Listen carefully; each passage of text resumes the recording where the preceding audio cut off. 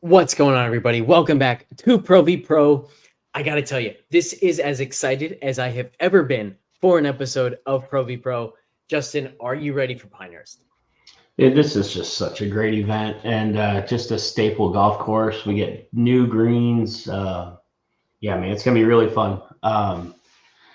We get to see a few guys. I hope we get to see a few names maybe that nobody's heard of to kind of maybe show their way to the top of the leaderboard or at least get some talk. I know guys like us, we get to see so many of like maybe our former colleagues, find their way in here. So I know a couple of guys that are in the field too. So yeah, it's going to be a great week. And I think, these are the kind of weeks where we kind of have an interesting advantage just with the course fit stuff because it's so correlated, even though they don't play the same event every week or same course every year. Yeah, I agree. We're going to talk a ton of course fit, by the way. And for those who are a little unfamiliar with the show, maybe this is the first time they're tuning in. I'm a professional golfer. Justin, former professional golfer. We both played mini tours. So we can offer a bit of a unique perspective on a lot of the golf. And so one of the things that we were talking about is, what can we add to the show to kind of help separate our course fit discussion? Yeah, of course, we want to help you guys with your betting, with your DraftKings, with your one and done, with your pools, with your friends, things of that nature, of course. But also, we think we can enhance your viewing experience of the actual U.S. Open as well, where maybe you're watching on a Thursday and you can point to something that you see on TV and say, that's what Alex and Justin told me was going to happen. That's pretty cool to see. So that's going to be fun. And before we get further into this, very, very exciting underdog giveaway coming up. So we'll announce the details to that real quick. Before we do, Justin, two quotes that I saw today that we got to bring up just because it's going to get the juices flowing. It's making me so excited for this week. Wyndham Clark said the greens are already, quote, borderline, and then if they get any faster, any firmer, they might lose them. So that's pretty awesome to hear on a Monday. And Shane Lowry, grinning from ear to ear, said, I forgot how effing hard this place is. I mean, we couldn't possibly get better quotes on a Monday before US Open. What's crazy is how hard it is without being that hard off the tee. Yeah. And I did see a few pictures where it looks like a big miss is going to be way better than a little miss, just because it's just going to be pine straw. But man, I think we're going to see players brought to their knees around the greens, and it's going to take some swallowing of pride to maybe play the proper shot instead of the shot that they want to. Yeah, Webb Simpson said he's going to use 3-wood around the greens for all his short game shots. When you hear that, when you see that. So lots of exciting stuff to talk about when it comes to course fit. Before we do, let's talk this underdog giveaway. So we have a promo code FTN, which if you use on underdog gets your deposit matched up to $250. What we're going to do here on the show is Justin and I are going to build at least a 3-pick play in underdog, maybe even larger depending on what we find. We know we have 2 picks that we love. We're going to try to find a 3rd, 4th, 5th, maybe even a 6th. We're going to build that play here on the show. If that pick does not hit and you can show us that you, 1, played it, and 2, used promo code FTN either this week or maybe you did it a month ago, whatever. If you can show us that you use promo code FTN and that you made this pick and it doesn't hit, we will match your deposit bonus, whatever it was. If you deposited for 100, we'll give you 100. If you deposited for 250, we'll match that 250 as well. Super exciting there. Let's jump into course fit. The US Open fit model. We've talked about this before. We can run the model on the event as a whole instead of just the course. The event model has over a 100% boost in predictive value for driving distance, a 30% boost on accuracy, a 10% decline on approach, which still means it's important, a 60% boost on around the green play, and a 10% boost on putting. Justin, my first question to you. Here at Pinehurst, which aspect or aspects of that model are you most confident will translate here this week? So I think that the around the green play is going to be the best here, but it's going to be different around the green play. Like you just said, Webb Simpson already said that he's going to use 3-wood. You're going to bring guys into the conversation like Hovland, for instance, that we know struggles chipping, that because now he can just putt it from everywhere. So I think that is going to matter, because these greens, I saw something that the last time they had the US Open here, they had, I think it was the fourth or fifth hardest greens to hit the entire year. Mm-hmm. And I think with Bermuda, that number is going to go up. You can't save Bermuda like you can't bent grass. I don't know if that makes sense, but you can't. I remember a Monday, where was it? A couple years ago, maybe in New York, that they kind of said the same things, that the greens were going to be out of control right from the beginning. But since they were bent grass, they were able to water them. And I remember the scores being a little bit lower. Where was it that Phil putted the ball out still moving? Shinnecock. Yeah. So the first round at Shinnecock, I think the scores ended up being a little bit lower because they overwatered and made it a little softer than because they had lost him on the Monday. I'll be surprised if you can take Bermuda and get it that much softer in such a short amount of time. So going to be really hard greens to hit, even harder than what it was last time. So you're going to see a lot of people putting from all over the place. From all the pictures, I haven't seen much rough. So it's going to be a different around the green play maybe than what we're used to seeing, but I still think that matters the most. I think that this place, the distance, the bomb and gouge guys, I think are a little bit less advantaged than maybe some of the other places that's super high rough, because they can't just hit it down there and hit a wedge out of thick rough.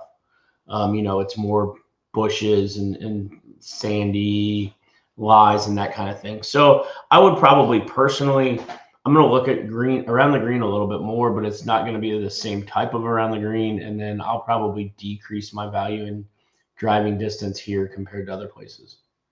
That's an interesting one. I'm going to disagree with that slightly. We're going to get into some pretty in-depth analysis on this golf course, but what I think is the key point is that, yeah, distance, you're not going to be able to gain a ton just through distance, but I think if you're also accurate off the tee, like Rory, for example, like Bryson, then the distance can be really advantageous, because you end up with much, much shorter clubs into these greens that play significantly smaller than they actually are based on the shape. So when you have to be that precise coming into greens, and when it's going to be as hard to stop the ball as it is, being 40 yards closer to the green, having an 8-iron in your hand instead of a 4-iron, that can be extremely, extremely impactful.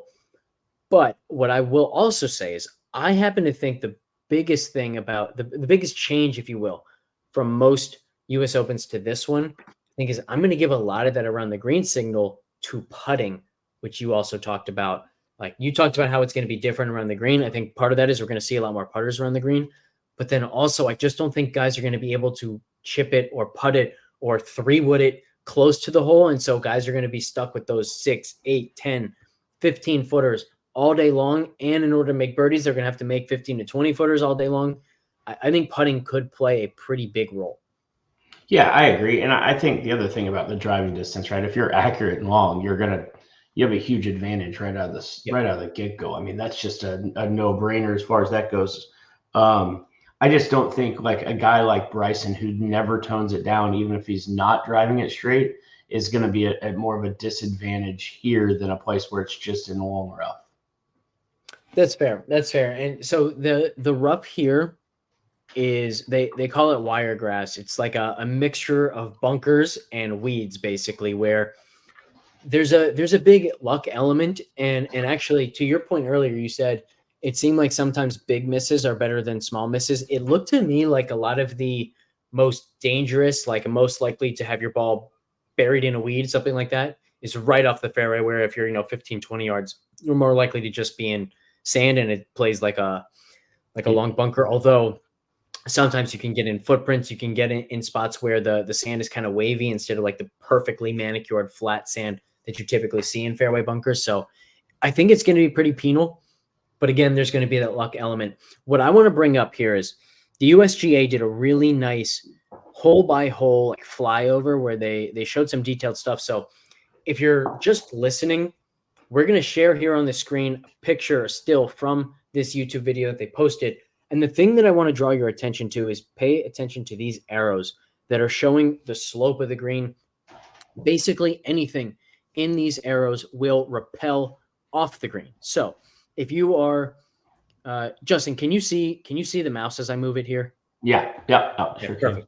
Perfect. So if your ball comes to rest here, it's not going to stop there. It's going to be repelled off the green. If your ball finishes here, it's going to be repelled into the bunker. So these greens play significantly smaller than they actually are. But once you're up on that surface that's staying on the green, they're relatively flat, makeable putts, things of that nature. So a really important point here is, let's say you've got a pin in this spot, like barely staying in this flat area. And you are smart. You made sure that you didn't miss short-sided in this devilish bunker. This is the first hole, by the way, but basically 18 of the greens look like this. Like, it's crazy how consistently turtleback shaped they are. So let's say you've missed over here and you're chipping to this pin. Ordinarily, these pros are thinking, all right, 3 feet circle around the pin, I'll be happy with a chip shot. If the pin is here and you're chipping from the right side, you can't try to get it in a 3-foot circle here. If it goes long at all, you're down in this bunker dead. So where are they going to try to hit it? Into this area right here. Purposely leaving themselves an 8-foot par putt, a 10-foot par putt. You're going to see this all week long, where good shots are purposely left significantly further from the hole than you're used to seeing these guys chip, or even try to chip it, because they have to be that defensive based on these green complexes. So that's one of the major reasons why I think that putting is going to play a huge part. But it's also a reason why I think that driving is going to matter as much as it usually matters in the US Open, because when you're trying to hit into this teeny sliver of a green, even though the green itself looks kind of large, man, it's so impactful. If you have wedge when everyone else is 8-iron, if you have 8-iron when everyone else is 4-iron, it just means that much. So I do think that the guys who can hit it long and straight are going to see that crazy advantage that we always see in US Opens. Yeah, I agree completely there. It's just a weird deal because most of the people that chip it good or putt it good as well, right? So it's not like you see a direct correlation with those all the time. You know, we have very few people. I'm not going to say there's none, but there's very few that you're like, hey, this guy chips it really bad, but he putts it awesome, right? You're going to see it the other way around more often. Siwoo Kim and some of these guys that are great around the greens, but struggle. Yeah, Hideki, but struggle with the putter. So it's going to be an interesting week. And speaking of course fit, while we're talking about, do you give any correlation to guys that played the USAM here? I think there's 15 or 20 guys that played the USAM here in 19, which is which was after the redo of the greens. And then also, especially guys like Oberg, that's a really talented guy anyway, and he's already seen it with these greens. Or do you think that the greens don't make that big of a difference? I'm going to say no for a couple reasons. The first being, these guys have all been on site for quite some time now. They've spent a ton of time on these newer greens. So that's part one of my reluctance there. But part two is that anyone who played here in the USAM is going to be a much different player now than they were then, right? That's why they're here playing in the US Open, playing on tour. Oberg is nothing like he was 3 years ago. He's a significantly better player, of course, but I don't think that it's going to help that much, particularly because we also don't know how they played each hole. So maybe he gets lucky and on the 16th hole, he ends up in a pressure situation and can say, oh, I had this exact shot in 2019. But there's also a very good chance that he doesn't have the same shots that he had back then. So the experience doesn't really translate. But I don't know. Maybe it's used as a tiebreaker. Yeah. It just was an interesting thought because I don't remember exactly what year it was. I know it was somewhat recently. And I just knew the first guy that came to mind, that went fairly far in match play, that's uber talented, was Oberg. I don't know. I thought I had it. Here it is. Yeah, it was in 2019. There's 15 guys that are here, and 10 of them made the match play. So it was just one of those things that it was an interesting thing that I saw, and I was kind of reading about that. And then the USGA, I think, has decided to have 5 opens here in the next 20 years, and they built an office there. They got 75 employees now working out of Pinehurst. So they're kind of using the PGA of America's model, like they did here in Frisco, Texas, to kind of gain some, not necessarily a home course, but a home course once every 5 years. So I think that shows what kind of effort they're putting into that golf course at Pinehurst and what they think of it long term. And they're obviously proud of what they have, or the USGA wouldn't be doing it. Yeah, and certainly I think part of that is its ability to test players regardless of the weather conditions, right? Like at the PGA Championship, yeah, we heard all week, oh, well, there's nothing they could do because, they can't control how much it rained previously. Well, Pinehurst is going to play difficult no matter what. So I think that's part of the allure with Pinehurst. All right, let's start to build an underdog play. And so let me go to that real quick. We have two plays right off the bat that we really like.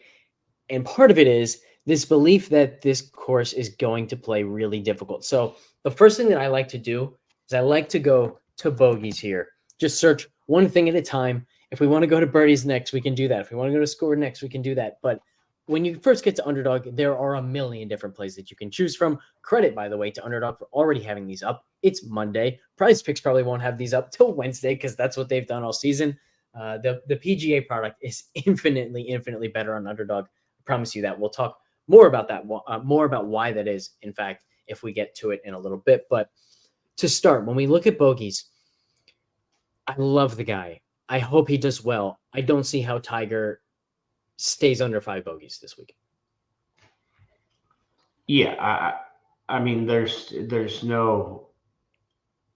He's just, from what we've seen, I just think he's not good.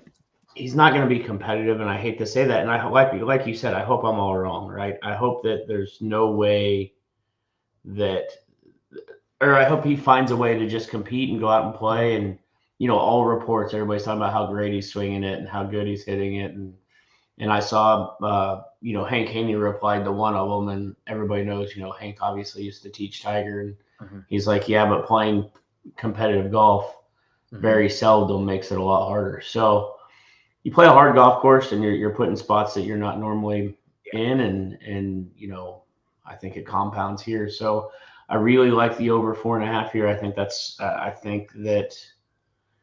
I think it could go over by a lot.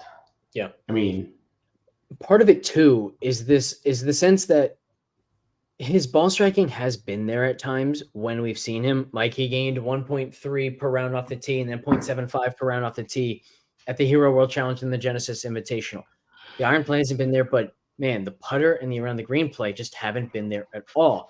Yeah, it's possible he comes out. I think he was chipping a lot with like 4 irons around the green. Maybe he has this spectacular game plan and chips really well. But if he's chipping every hole because the ball striking isn't good enough to be precise enough to hit these greens, which again are incredibly difficult to hit, and he's left with a bunch of 6-footers, 8-footers, just don't think he's making those. I don't think he's going to be able to scramble that much.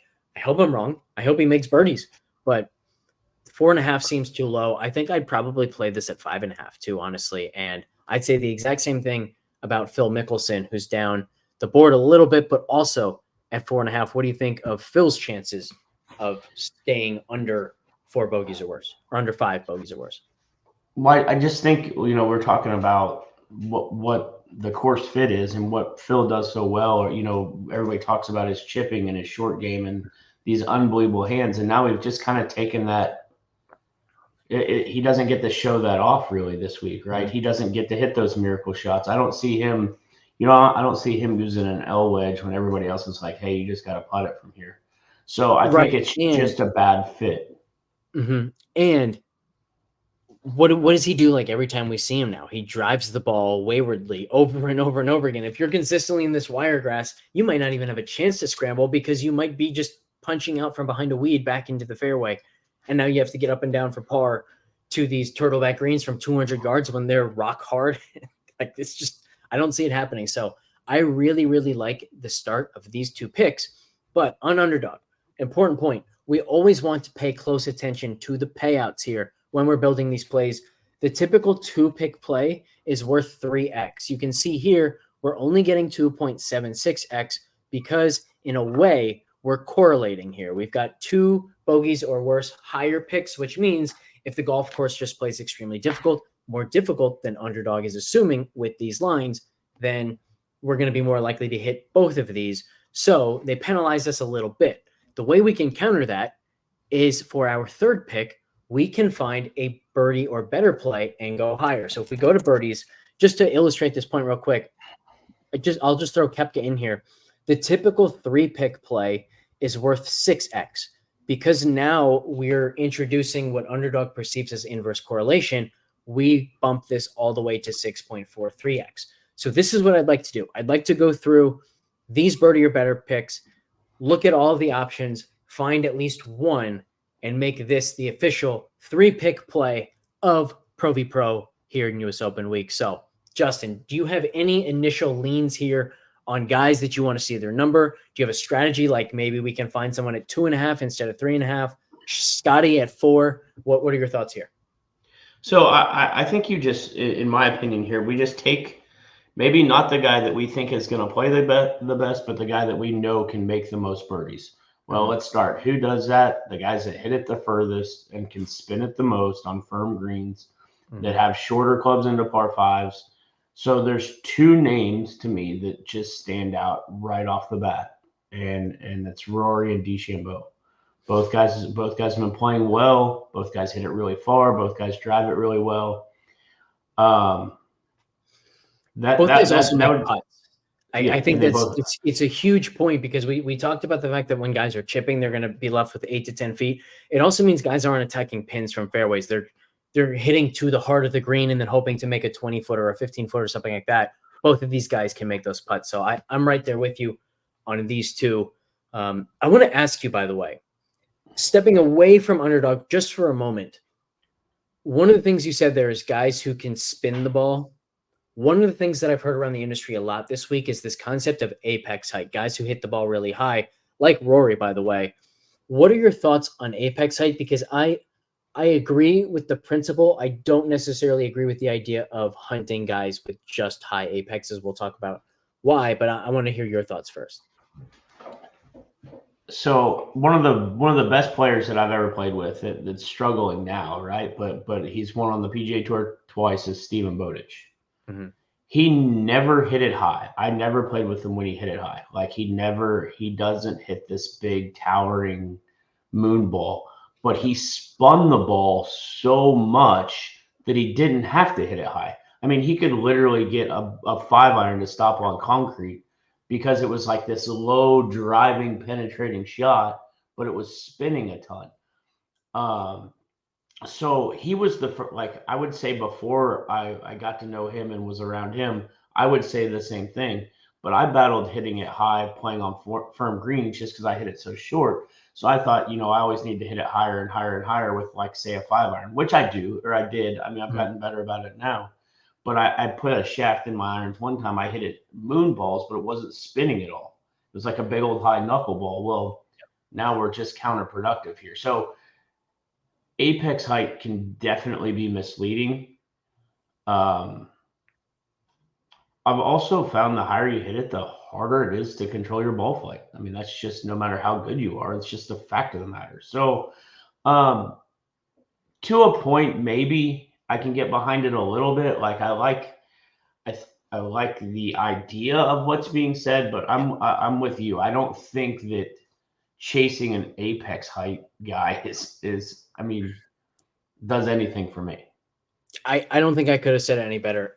Your point about Bowditch and the spin control, I think, is the best one, which is when you look at, so I brought the picture of this first green back up. Look how thin it is side to side, right?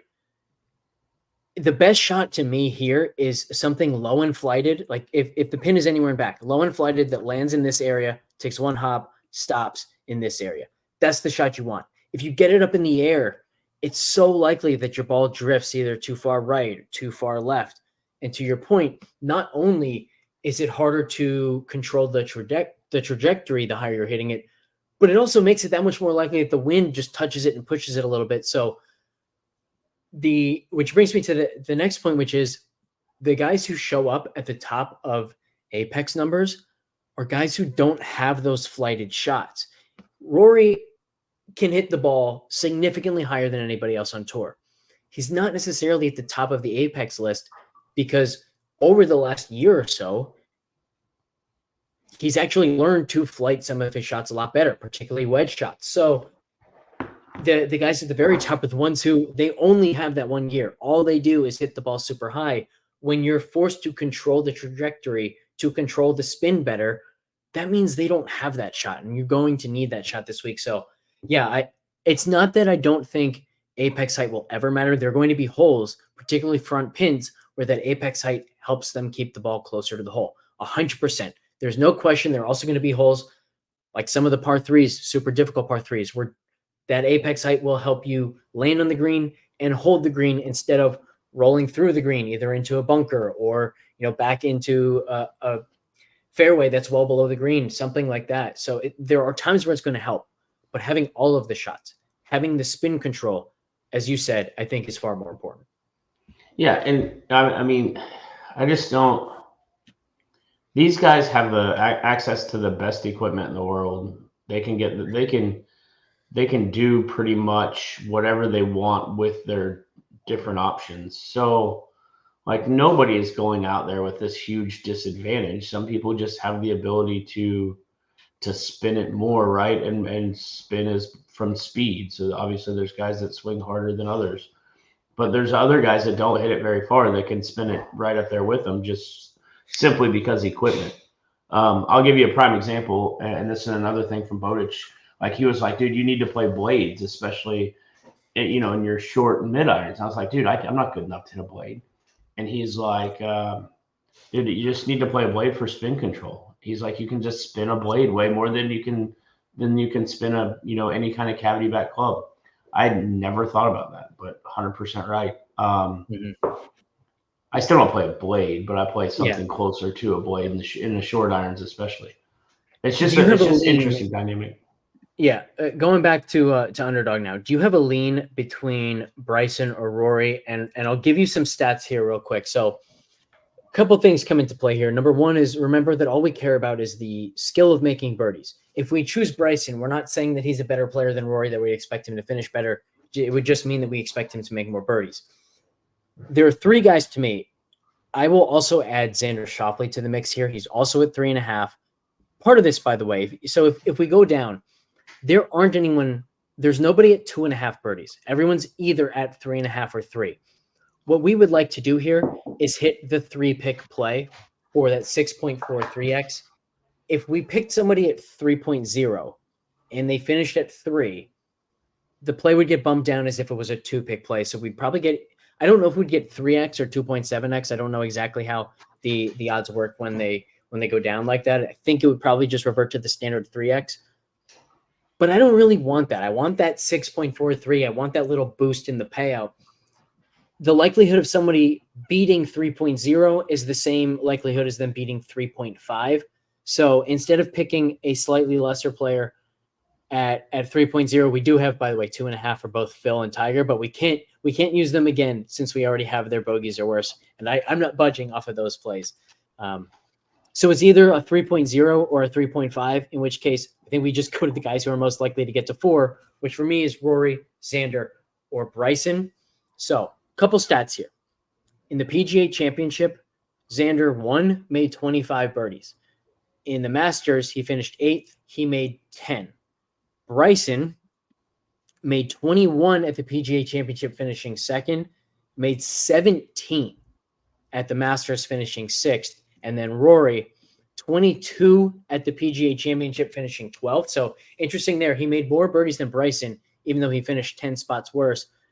He, however, finishing 22nd, only made 10 birdies at the Masters. Bryson's the guy who was near the very top in birdies in both. So like the fact that he made 17 at the Masters, where it was super hard to make birdies like we expected to be this week, I don't know. I came into this thinking I was going to be on the Rory side, but Bryson's a really good call. What are you thinking here? So the reason that I lean Bryson here, which I kind of had a feeling that you were going to just say Rory. I don't know why, but I thought that me bringing Bryson up, you were just going to disprove everything I had to say with all your stats, and I was just going to look like an idiot. No, but, so if you remember a year ago, we had that birdie rate over expectation metric still on our list, by the way, to get that firing again. I think it's a really, really awesome stat. Honestly, part of the reason we haven't is because I kind of remember everyone who was really good at it. Bryson was always at the top of the list with guys like Cam Young, Davis Riley, Victor Hovland's up there, but Bryson was the best elite player at converting on just birdies. So I have no qualms whatsoever with this Bryson call. I'm not convinced he's better than Rory or better than Xander, but I think it's absolutely one of those three, and they're all in a tier of their own and very close. So honestly, maybe the answer is we play 3 different plays, one with Bryson, one with Xander, one with Rory. What do you think of that strategy? Yeah, that's an interesting. So I kind of like that, and I was going to ask. I've never, the underdog deal is new to me, so I'm not going to pretend to be some expert with it. But yeah, I mean, if you find 2 that you really like here with the Tiger and Phil bet, right? So you could just put those 2 in, and play 3 different ones with Bryson and Rory, and there's a chance you hit all 3. I mean, the only way you don't hit none is if you're wrong on your either your Phil or Tiger bet. The reason I lean Bryson here is I think he's playing better. I think he has more confidence. He has more swagger. He's going to be more aggressive off the tee than Rory, which may lead to more bogeys, but it's going to lead to more birdies. Mm-hmm. I think Rory will go hit a 3-wood or will hit an iron if he has to. I think Bryson is going to do everything he can to hit driver off every tee he possibly can. And then I also I talk about this a lot about people that are really good putters that are good putters on sloping greens and straight, like flatter greens, right? And I think Bryson is a better putter mechanically because he is so mechanic. I mean, his whole motion is very mechanical. Mm-hmm. And so I think, therefore, with the straighter, with the straighter putts and using the line the way he does and watching how good his ball rolls, I think he holds more putts this week as well. That's an interesting one. I like that point about the putting quite a bit. So you might sell me there. The only thing I'd push back on is there are only 2 par 5s on the course. Who do we expect to have better opportunities on some of the par 4s? Like, to me, where I give Rory the edge is I think Bryson has a select number of holes that he's definitely going to be more likely than Rory to birdie. But man, 18 of the holes can't be birdied by Rory in a way that you can't say that about Bryson, because at times Rory's just so dialed with those long irons that, like, there's not a hole that he can't birdie. Yeah, I mean, I think, at this point we're kind of splitting hairs here, right? I mean, like, I think this is as close to a coin flip of any bet you're going to find out there, to where I lean, to the same side to both of them. I just think I just like Bryson a little bit more right now. I think he's got a little bit more swagger. I think he's going to stay in it a little longer. He's going to be aggressive. Once again, this is not me saying that I don't like Rory. Yeah. It's just Bryson's my lean. But I also, the aggressiveness of Bryson may cost him more here than it's cost him at some of the other places.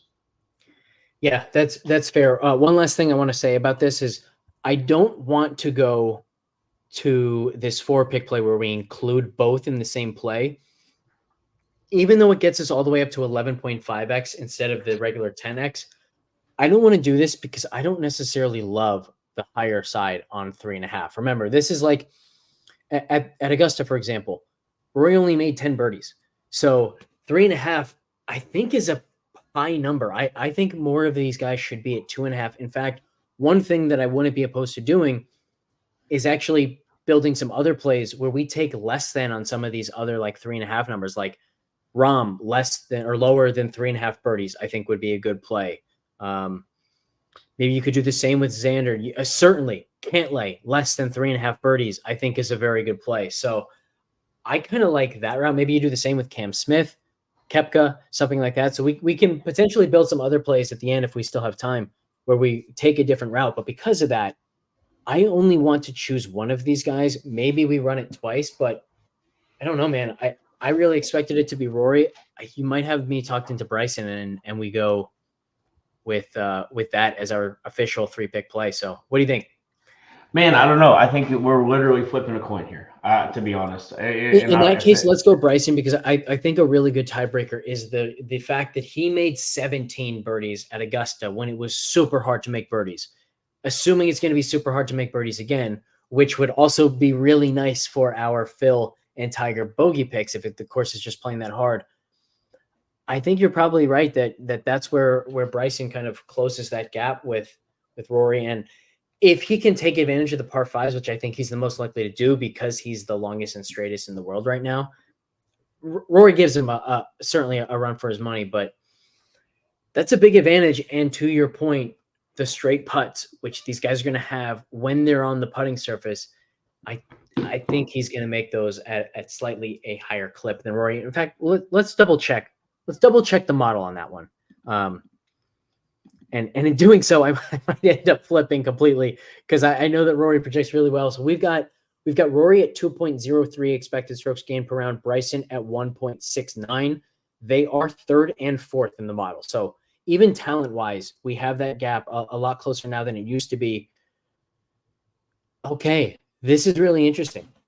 We've got Rory at 0.23 expected strokes gained per round putting, Bryson down to 0.09. So I don't know, man. I might be reversing. I might be going back and leaning Rory, in which case, let's just play this twice. We can have 2 official picks. Yeah, I'm good either way. And it's funny you were talking about, though, the only other thing that I've noticed in Underdog is you were talking about playing less than Rahm and less than Cantlay. And I have on my 2 picks that I really liked before I got started was the higher over 71 for Cantlay and over 70.5 for Rahm. Nice to be played. So do you like those more than the birdies? I think you're gonna lose the 6.43, right? It's gonna probably be down to 6. So I mean Rahm's I just saw a report. Rahm's not even gonna show up till Wednesday at the earliest. That's interesting. I mean, he hurt his foot and withdrew in Houston, and then he's not even showing up till Wednesday. You know, the old saying is beware the injured golfer, right? That's definitely a real thing. But I just Cantlay struggle. Man, made me look like a fool because I liked him last week, and man, he looked horrible. I mean, not like close in any form or fashion. And then I think Rahm's frustrated. I think this is a place where a guy like Rahm just really, really could lose his mind anyway, and he's not playing good. So, yeah, I don't know. Those are the 2 that stood out to me. That's it. So, okay, so a couple things here. By the way, we're kind of learning on the go here as well. Like we haven't been playing Underdog PGA for a while. They've also changed their product a little bit, how they calculate these payouts. One thing I wanted to check was what would happen if, so actually, let me go back through this whole thing. I can just close some of these out real quick. So let's get rid of Cantlay. Let's get rid of Rahm. Let's get rid of Rory. Let's get rid of Bryson. So the first question that I had was, do the payouts change based on the different types of plays if we're betting against Cantlay? Higher than 71 strokes gets us a $467 payout. Lower than 3.5 birdies gets us the exact same $467 payout. So when I asked you, like, do you have a preference between strokes or birdies to bet against Cantlay on, I was hoping that the payout might give us that answer. It does not. It's the exact same.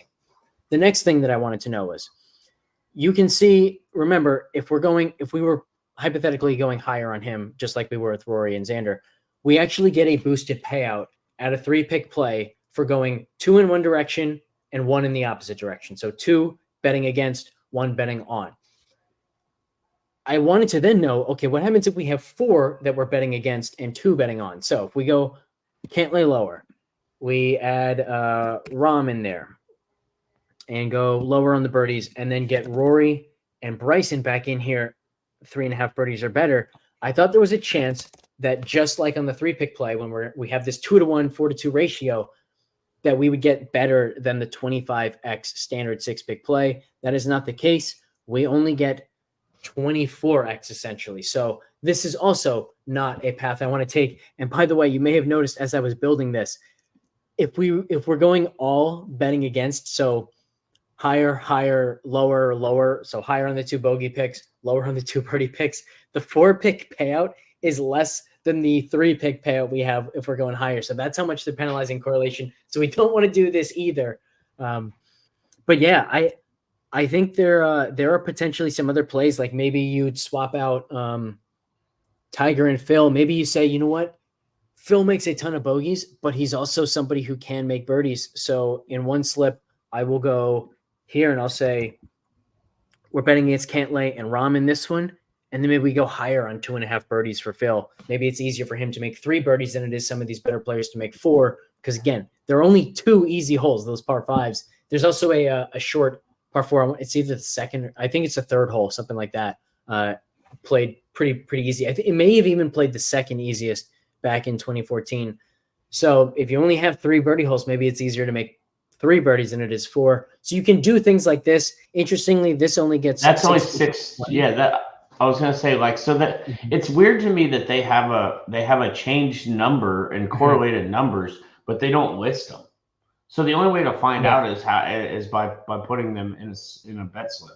I think that's probably based on the birdies are better versus the bogeys are worse. But yeah, to your point, the only way we can figure out what's what is by actually going onto the app and plugging those in, which means as you're building those plays, you got to kind of remove from your mind, just what you like the most.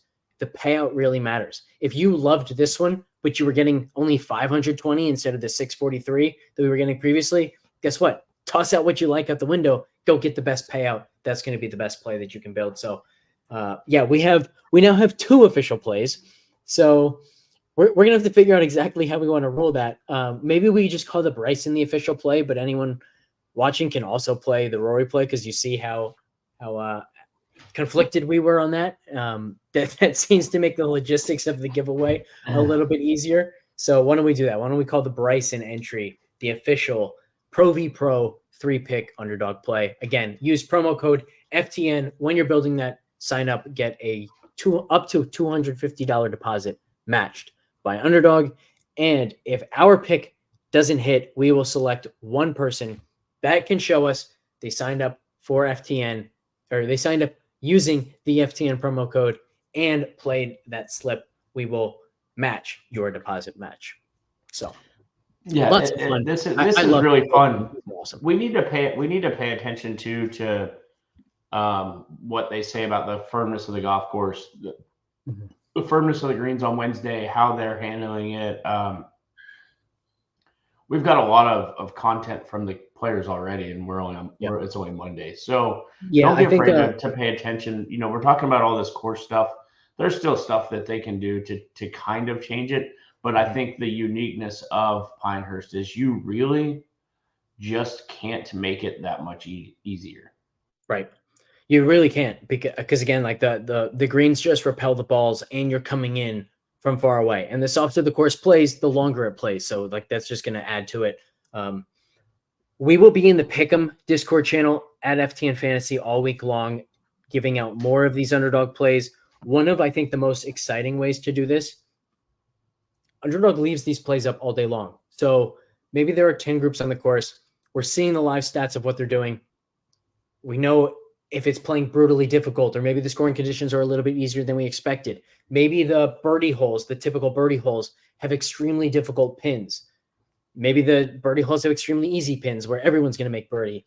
We can adjust quicker than Underdog can. So we've got a really nice chance of building some plays live once the tournaments start that can also hit. So all week long, we're going to be an Underdog, and these are a ton of fun. So again, you got to sign up. So they don't come off they don't come off the board until they tee off? Correct. What? Now, Underdog can say, like, okay, too many guys are hammering this number. We'll either change the number or we'll take him down, and maybe we'll bring him back, a half an hour later with a different number. A different number. Maybe they just like evaluate it for half an hour. Maybe it comes back at the same number because they decide, okay, we looked into it a little more and we actually still like that number. But yeah, a lot of them are going to be up until the moment they tee off. Gotcha. That's interesting.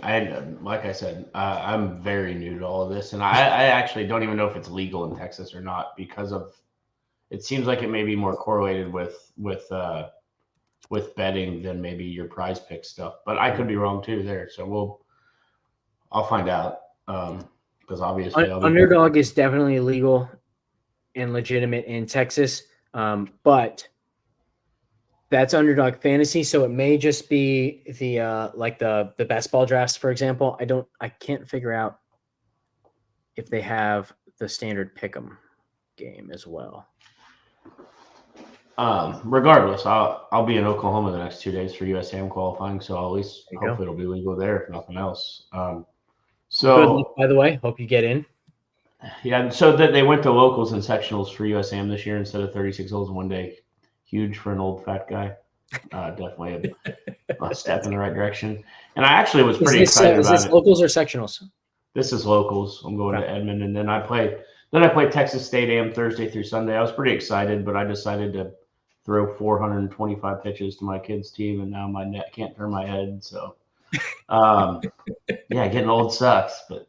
No, it'll be fun. I've been playing better, so we'll see. I wish I was a little sharper, but maybe the next 3 days we'll get there. So, all right, we typically like to keep this under an hour. We only have 15 minutes left before we get to an hour. We haven't talked any DFS yet. We haven't talked any bets yet. We haven't talked one and done. So I can already say we're probably going to go a little bit long today. Let's jump in to the board as a whole. We'll kind of treat DFS betting and one and done as one thing. We'll just go through the entire board.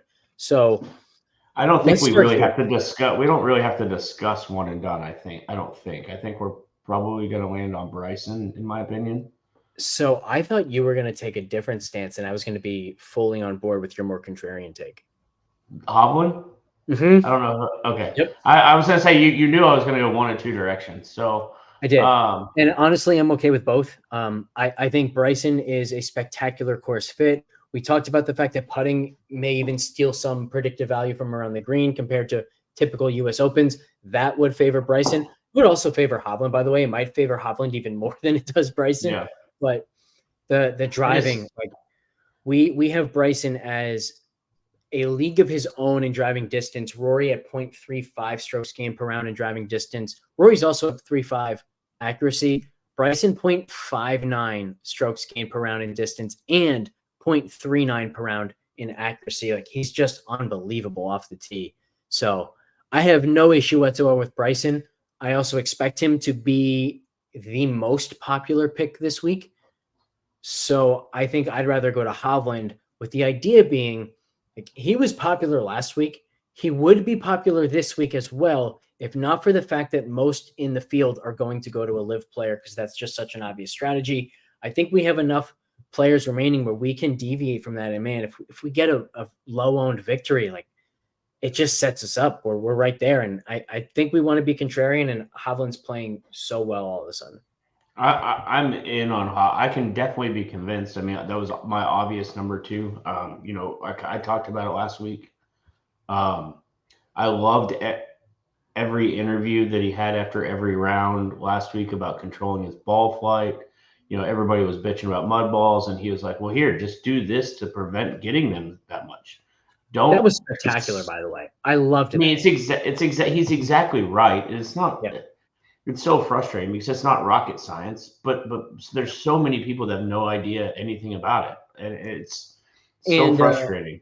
Part of that too is I think going back to that conversation we had about apex height, like there are some guys who can't manipulate the flight like Hovland can. So that also speaks to his creativity in that regard, but also just his incredible versatility in his ball striking. He's fantastic, not just because he has one stock shot that he can go to over and over and over again, which he has, but also because he can hit the shot that's demanded by the course and the hole itself. Yeah. But yeah, I can definitely get behind that. I mean, I'll kind of wait and see ownership, but I'd also like to know what DeChambeau was ownership wise at the last couple of majors. Because if he's been used by a lot of people already, then I would say that everybody's probably used Rahm or DeChambeau in the first two majors. So I guess maybe some Koepka's in there. Well, let's see. We've got Hovland is still available on 64% of teams. Bryson is still available on. Wow, I have to scroll down quite a ways to get to him. Where are you, Bryson? 86%. So 86% of people can still use Bryson. I'm calling it now. I think he's going to be the most popular and one and done by a long shot. I think he'll be like 30%. Yeah, and if that's the case, then then Hovland's an easy choice here. I mean, I've said all year we're playing this thing to win, not min cash. And if we're gonna play to win, we gotta go a little bit contrarian here. And I hope that the whole field goes a little bit contrarian and goes to Koepka or somebody like that and doesn't go to Hovland. I can't believe in my personal one I already used Victor, so I'm gonna have to find a different way to be contrarian this week in my personal one. By the way, I have used the same player a bunch. I have also used a different player a lot. In our entry, we are now in 1,262nd place. In my personal entry, I'm in 1,230th place. There's less than $100,000. There's less than $50,000 separating my entry from our entry. What are the chances of that? So I wish I still had Hovland, but I do not. We do. So Hovland is locked in already for us. Nice. Yeah, that'll be fun. And I love him on the DFS side of things. I think he's a great play there. The DFS pricing is interesting to me. And I think that the thing is the guys that we like that drive it really well, that, both straight and long, we kind of always end up back at the same people, and they're just I don't think they're priced very well this week. I mean, I saw Thigala's like 7,600. Yeah. I mean, what are we doing? I have no idea. It's like he's priced, and actually this kind of makes some sense because the pricing came out before we knew how players played at the Memorial. So the fact that Thigala was quite good at the Memorial, finished 12th, his ball striking was excellent.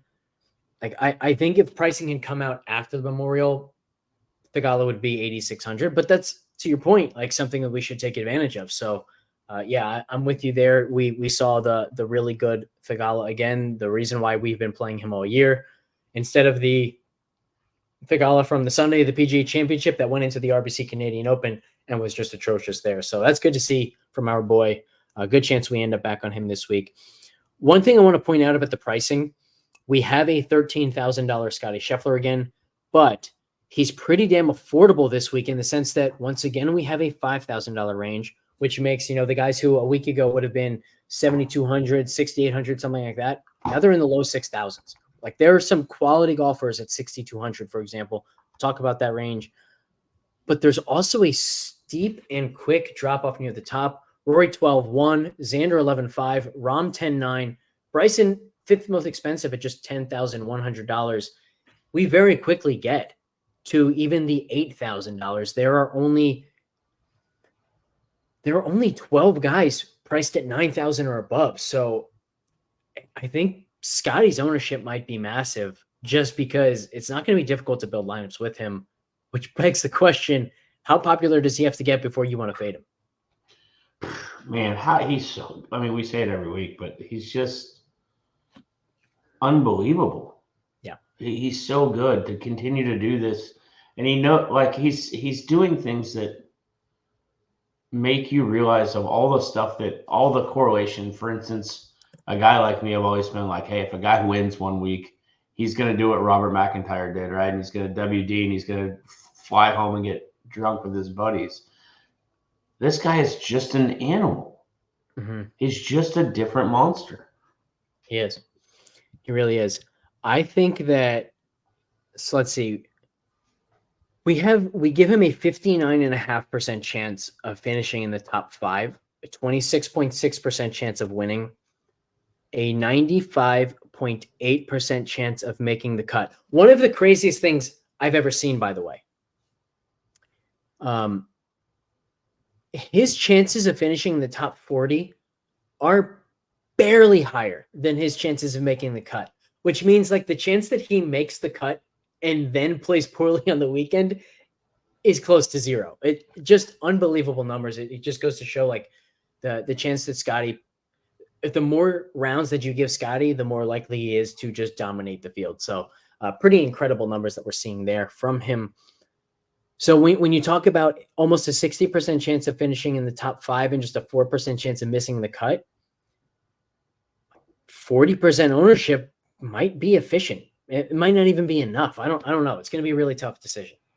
It's just unbelievable. I mean, every number points to him. He does everything good now. I mean, what's funny is that we're not very far removed from saying, just do something different with your putter. Yep. And what do you know? He did something different. And now he's just killing everybody. And by the way, if you remember, it was right after Rory suggested he go to a mallet style. So where would we be? What would we be talking about in relation to Scottie if Rory never made that suggestion?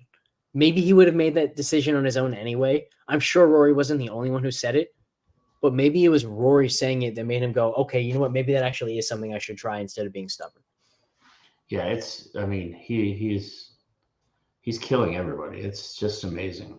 It really is just amazing what he's doing. And easy course, hard course, somewhere in between, new, old, it just doesn't matter for him. Cam Smith is 45-1.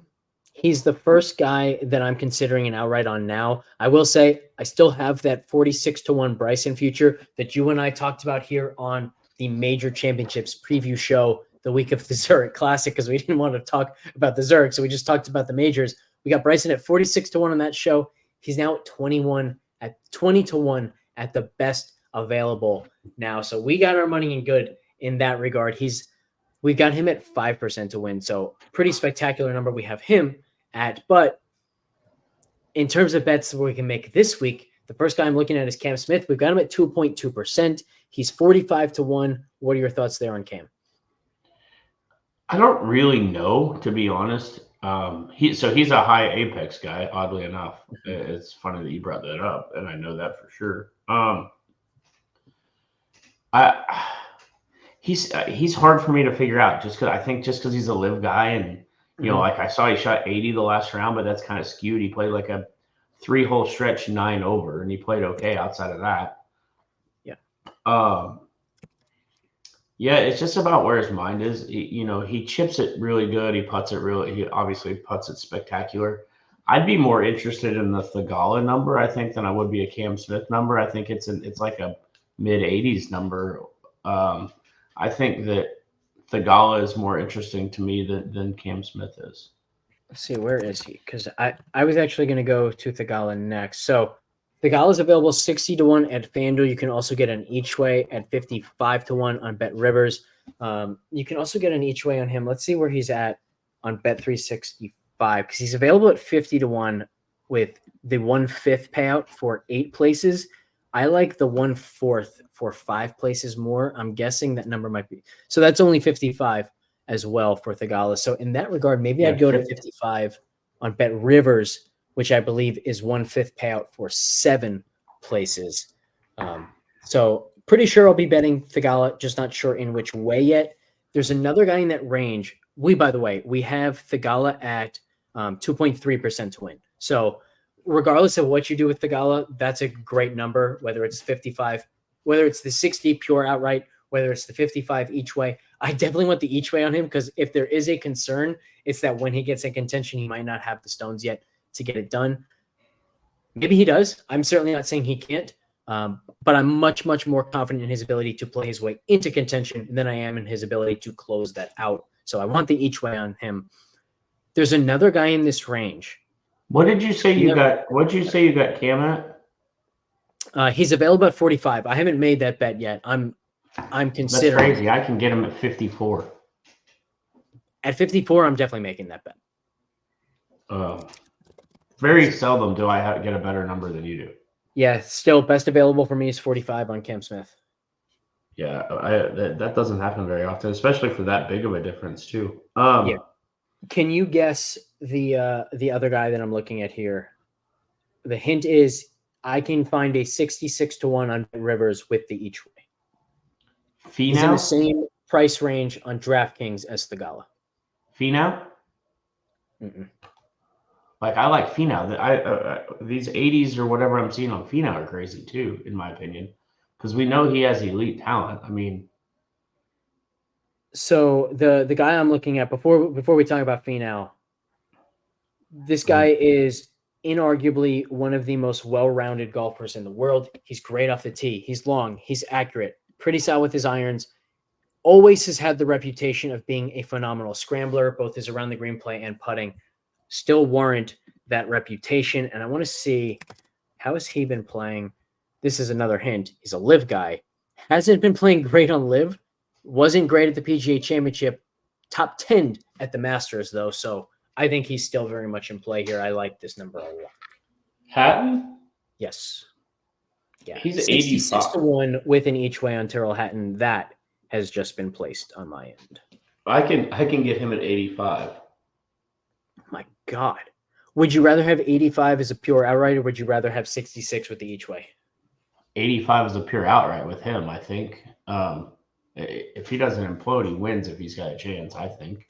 You know what I mean? I don't the 66, let me see, bro. The 66 for 7 spots becomes 13.2 to 1 for 7 spots. The best available on a top 5 for him is 11 to 1. So I can't pass up that value. I think I prefer the each way. This could be one of those where you say, I will cut that bet in half. Half of it will be the each way. Half of it will be the pure outright at 85. Because that is a sizable difference. It's not like going from 66 to 75. 66 to 85 is a big, big jump. Yeah, and then some of these numbers of guys that can win this week are so interesting, and I don't know if it's this. I think it's got to just be the Scottie effect, right? I know Spieth isn't playing very good, but I can get him at 85. Like, best I can get Tony's at 65. That's crazy. Yeah. Yeah, I can get him at 77. Really nice numbers. Spieth at 85, Keegan at 110. I mean, just like crazy numbers that. The best I can get Keegs is 90. And I can only get that at one place. Then it drops to 80. The best place within each way is 66. I mean, it's just, I don't know. Like, I don't know if these numbers are just. Lucky you should be going to town right now. It's going to be hard not to. Like, I'm going to have to rethink my whole. Well, and so what's interesting too about this. So I think I've got Scheffler like plus 235 or something ridiculous, right? And I think he's plus 400 everywhere else or somewhere like that, somewhere around 4 to 1. But I have this place has a top 6 to win that's like minus 110 both ways, right? And it includes Scheffler, Morikawa, Rory, DeChambeau. Let me see who it is. Before I just guess, I can take 1 second to look. Scheffler, Schauffele, McIlroy, Morikawa, Hovland, and DeChambeau at minus 110. So I kind of want to play these higher outright guys and then just hedge it with like a couple $100 on them that basically covers. Yeah. Because if one of those favorites don't win, you got a good chance of getting one of the outrights with the higher. Yeah, I like that idea too, because you're not really hedging against. It's not a hedge in the sense that like, oh, if I don't hit an outright, I make some money on everybody else. Like, there are obviously a lot of ways where you could lose all of that. The scenario you're hedging against is that you nail the fact that one of these outrights plays really well and they just can't keep up because Scottie has his 8 game. And if Scottie has his 8 game, everyone else is dead. So Rory and Schauffele are in that book. Rory and Schauffele are the same way, right? If they have their 8 game, then nobody else is going to beat them either. So, and DeChambeau, I mean, really, all those guys, you can put them in that same category. Like, their A game is next level. Yeah. All right. My favorite outright, the only one that I had placed before we started on this show, is a guy in the 6,000s on DraftKings. He projects as one of our best values there, so I will almost certainly be using him on DraftKings. I don't think he's going to be super popular. One of the most volatile from event to event, and another guy like Hatton who's just good all around. Accurate off the tee, okay with his irons, good short game, excellent putter. So we have him at 1.1% to win. If I'm right that some of the around the green signal shifts to putting, that would make him even more likely to win. Billy Horschel, 190 to 1 each way on Bet365. That's one of my favorite bets of the entire year. He's gotten it together too. Like, you want to talk about a guy that's easy to root for. Like, been super honest. He kind of went from being a guy that was kind of disliked to being a guy that's rooted for. So the other thing is he plays tough golf course as well. Like his 15th this past week at the Memorial. I trust him to grind his way, to understand that all he has to do is make par. Even when he was playing terribly, by the way, he shows up to the Cognizant PGA National, one of the toughest courses. That was like the first real sign of him coming back into form. He finished 9th there. So everything to me says that Horschel's a pretty solid play this week, whether that's on DraftKings or the 190-1 outright. I'm very, very high on Billy. Yeah, I when you first started talking, I thought, obviously you didn't get too in depth, and I thought Taylor Moore might have fit the bill of kind of where you were headed there. Obviously it wasn't, but that's who, like, the first one when you said best value down there that drives it straight. Also puts it good. You can include Russell Henley in the 6,000s. It's crazy to me. Like, I don't understand him being that cheap. He's in the 6,000s. Yeah. Oh my God, 69 for Henley.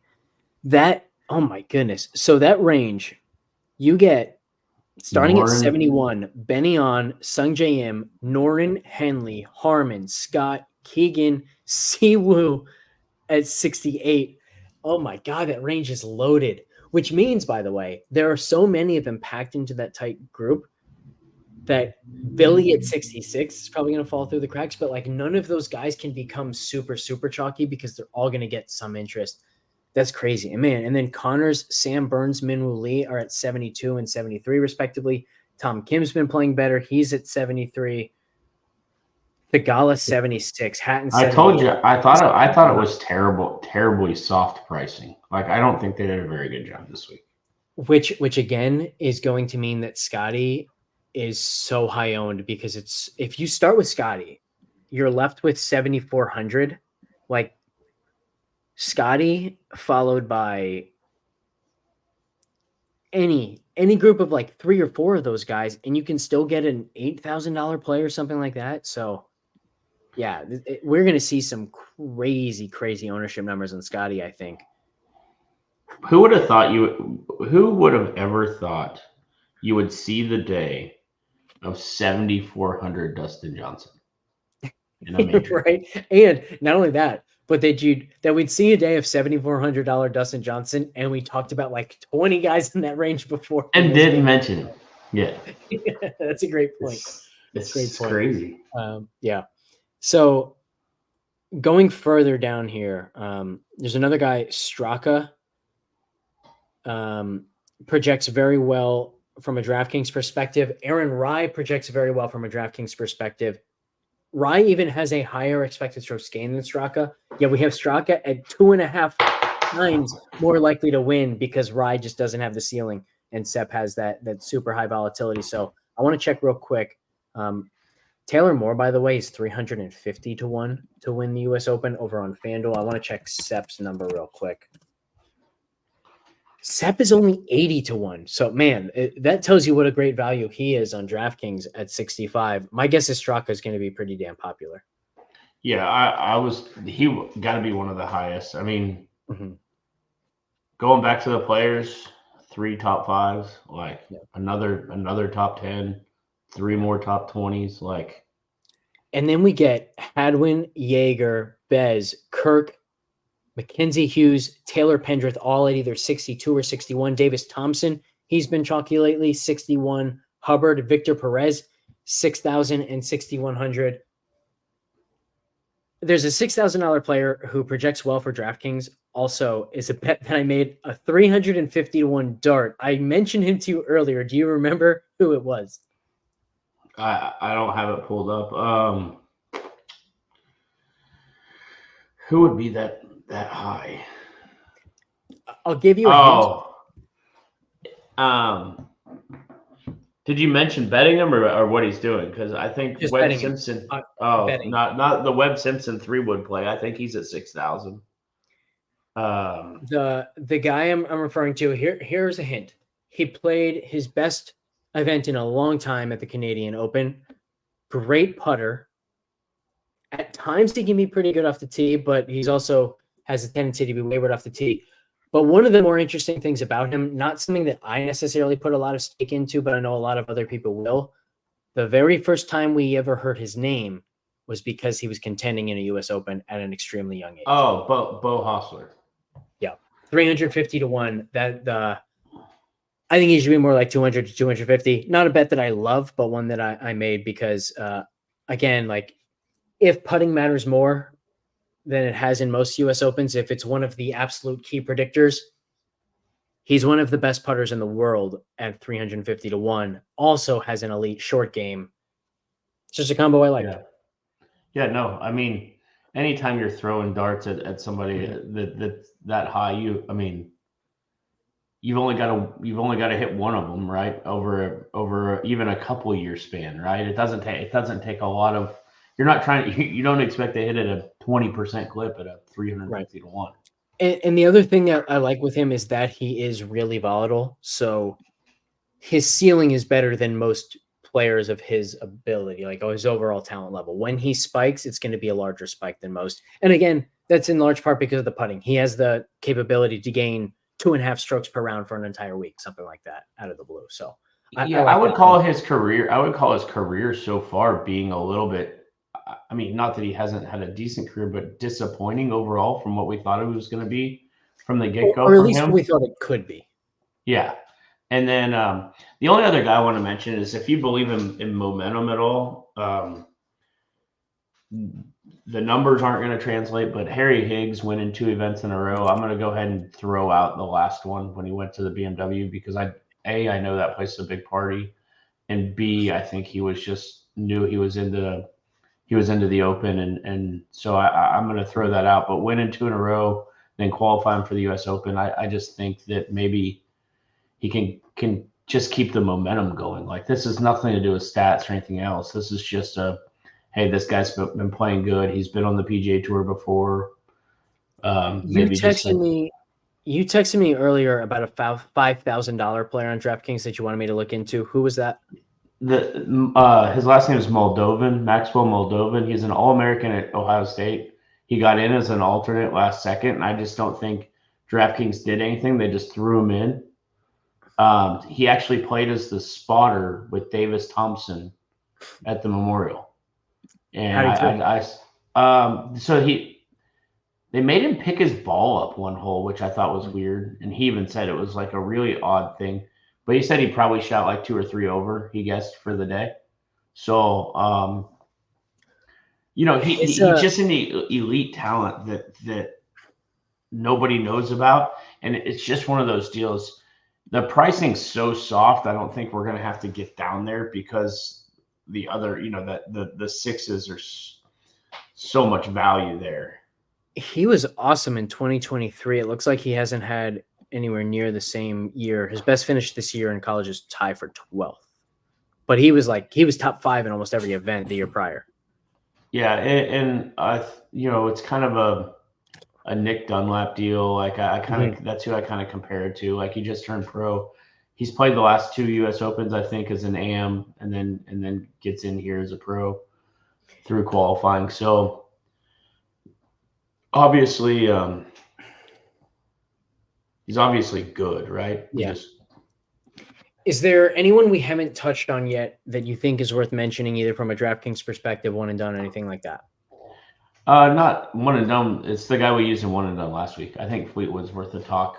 I think that he's going to play good. I think that he played better last week than his score. Obviously, I was paying a little bit more attention to him than maybe some of the other guys, but I don't think he got everything out of it. And I think, even the stuff he said where he said he thought he was close, I believe that. So I think he's at a price where I think he'll kind of go overlooked.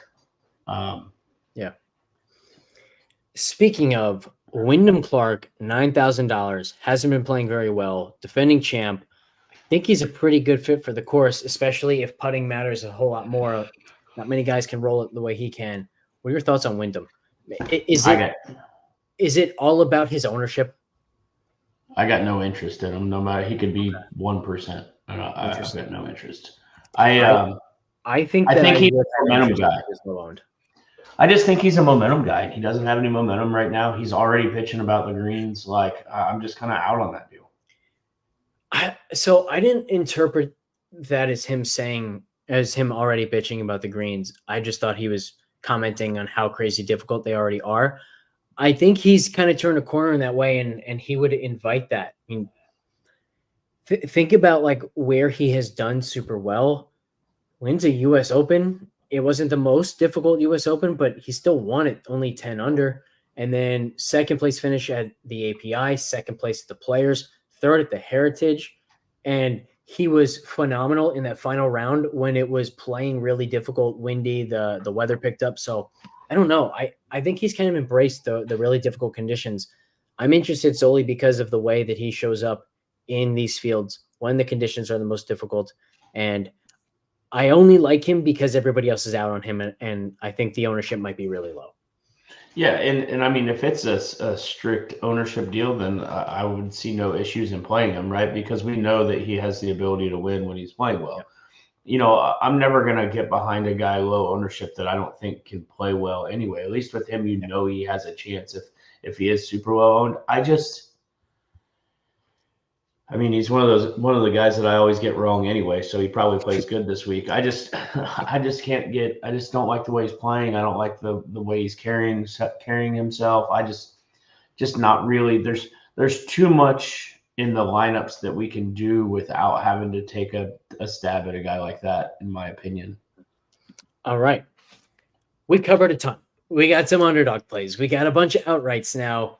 Can't wait for the GPP scores to be up. We will have ownership up. You're probably watching this here on either a Tuesday morning, Tuesday afternoon. Maybe you're watching on Wednesday, but ownership will probably be up tomorrow, Tuesday, early afternoon, late afternoon, something along those lines. Once ownership is up, the GPP scores are also live. So we'll see what those have to say. With that, thank you very much for tuning in. I was right. This was one of the most fun shows that I can remember here on Pro V Pro. Thanks for joining, Justin. Thanks for tuning in. We'll catch you next time.